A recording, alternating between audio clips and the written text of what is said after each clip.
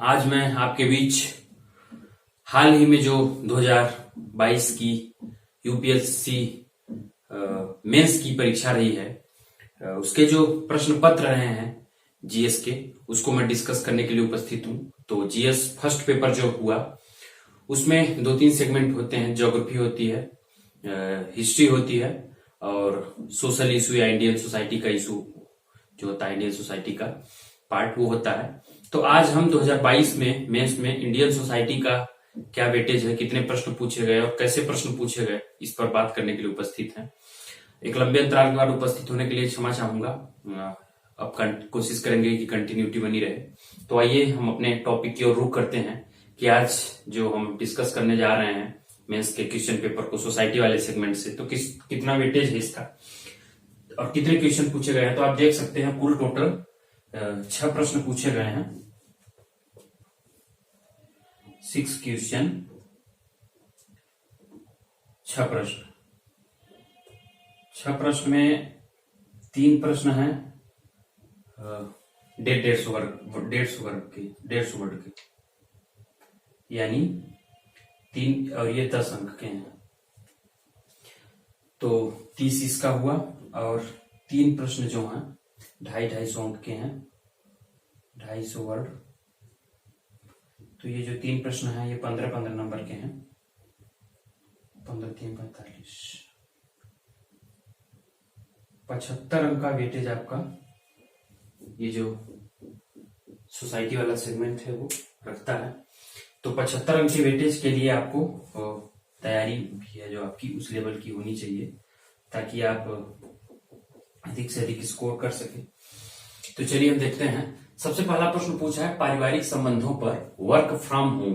अब चूंकि ये वर्क फ्रॉम होम जो है काफी लॉकडाउन में फेमस हो गया था ये शब्द, तो इससे संबंधित प्रश्न यूपीएससी ने पूछ लिया। उसके असर की छानबीन था, मूल्यांकन कीजिए। वर्क फ्रॉम होम में क्या था कि अधिकांश जो कार्य होते थे आप घर से करते थे, घर में रह के करते थे, तो उसका पारिवारिक संबंधों पर क्या प्रभाव पड़ा, इसलिए यूपीएससी ने पूछा। हाल ही में आप जब कोविड का टाइम चल रहा था तो आप देखे होंगे कि घरेलू हिंसा और पारिवारिक झगड़ों में वृद्धि हुई, इसके कुछ सकारात्मक भी प्रभाव रहे। तो इससे संबंधित जो न्यूज थी उसको यूपीएससी ने आधार बनाया।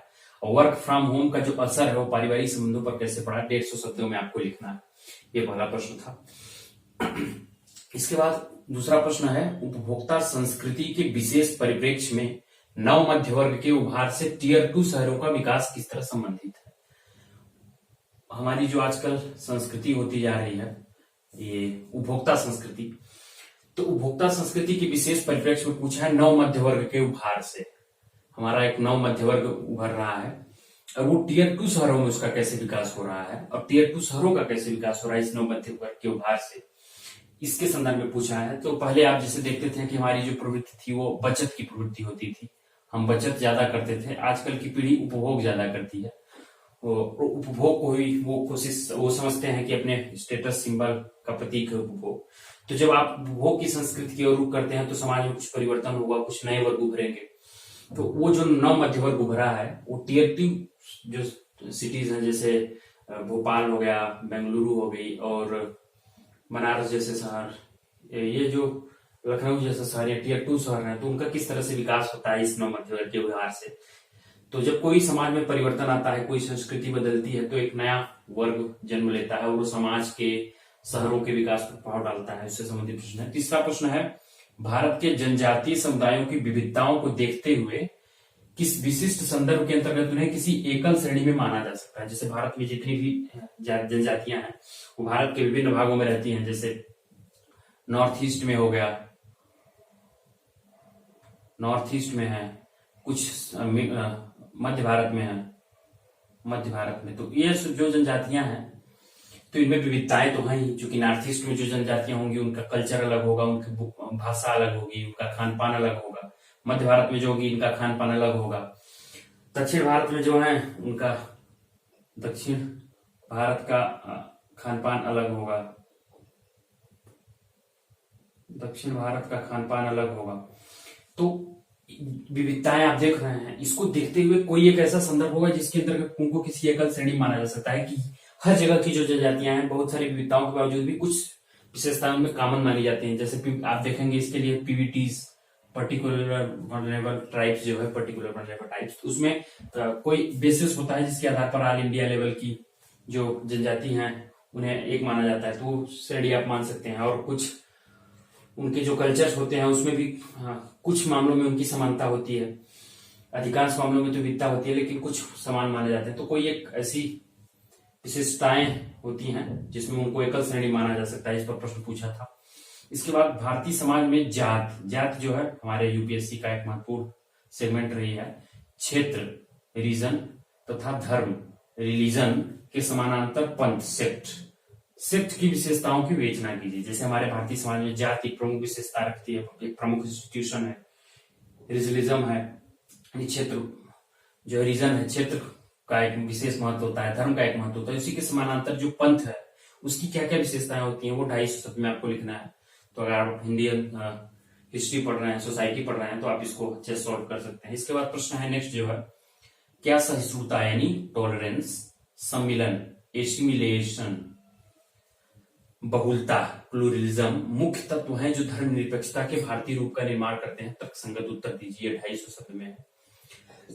धर्मनिरपेक्षता जो है वो हमेशा पूछा जाता रहा है। पिछली बार भारतीय धर्मनिरपेक्षता का फ्रांस से बिलगाव पूछा था।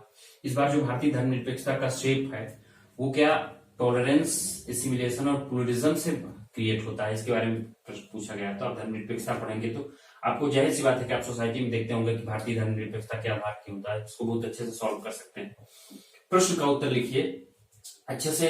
जब आप तैयारी कर रहे हैं तो अच्छे से प्रश्न को पढ़िए, समझिए। जो बच्चे इस साल एग्जाम देना चाह रहे हैं 23 वाला, उनके लिए मेंस की तैयारी से संबंधित ये जो प्रश्न होते हैं वो बहुत आधार तैयार करते हैं कि किस दिशा में तैयारी होनी चाहिए। तो अगर आप धर्मनिरपेक्षता वाले पार्ट को पढ़ते हैं तो आप प्रीवियस ईयर की क्वेश्चन पेपर देखिए कि क्या पूछा जा रहा है, किस तरीके से हमको अपनी तैयारी की दिशा दशा रखनी है। फिर छठवां प्रश्न है जो लास्ट है, पर्याप्त संसाधनों की दुनिया में भूमंडलीकरण एवं नए तकनीक के रिश्तों को भारत के विशेष संदर्भ में स्पष्ट कीजिए। यानी elucidate the relationship between globalization and new technology in the world of scarce resource with special reference to India।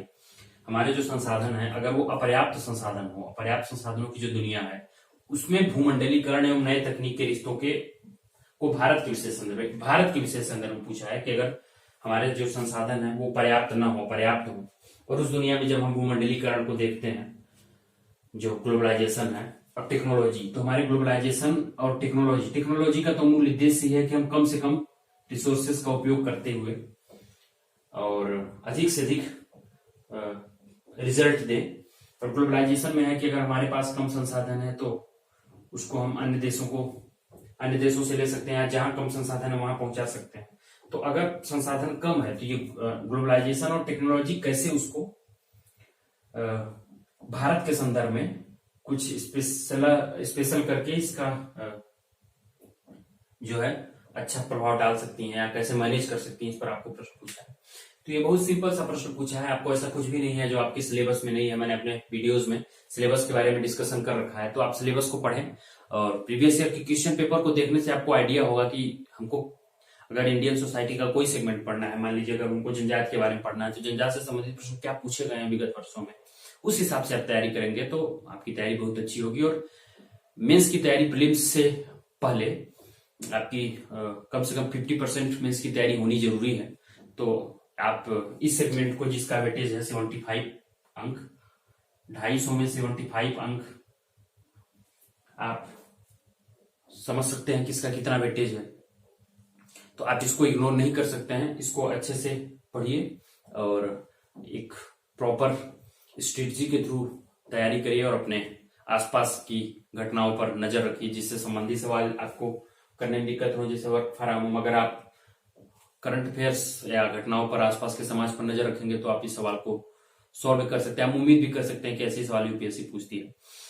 ये रहा सोसाइटी का सेगमेंट। अब हम अगले वीडियोज में किसी अगले सेगमेंट के क्वेश्चन पेपर की चर्चा करेंगे। तो अगर आप इस चैनल के नए दर्शक हैं तो इसको सब्सक्राइब करिए, ताकि अधिक से अधिक अच्छी जानकारी, आपके एग्जाम ओरिएंटेड जानकारी आप तक पहुंचती रहे। और अपने मित्रों को शेयर करिए ताकि हमारा उत्साहवर्धन होता रहे। आपने इस वीडियो को प्यार से देखा, इसलिए आपका बहुत बहुत आभार।